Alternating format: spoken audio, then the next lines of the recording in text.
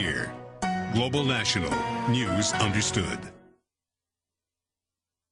The number of unemployed Canadians continued to rise last month, but as always, the numbers don't tell the whole story. Look a little deeper and you realize the nature of how Canadians earn a living is changing. And as Shirley Engel reports, the recession has many of us lowering our expectations.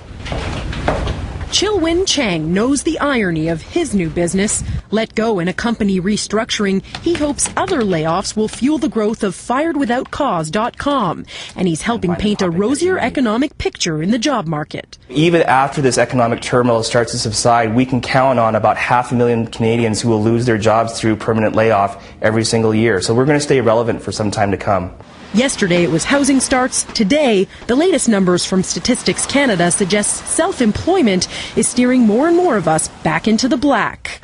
Rather than the 35,000 net job losses economists expected, only 7,400 were let go in June. There were a couple of positive signals, particularly that those in the service sector seem to be working more hours per week, which is a sign that they're getting busier. But we're still hemorrhaging full-time jobs. Though the unemployment rate changed little in most provinces last month, Ontario's remains its highest in 15 years. And while BC's overall rate is 8.1%, the number of young people out of work reached its highest in 11 years.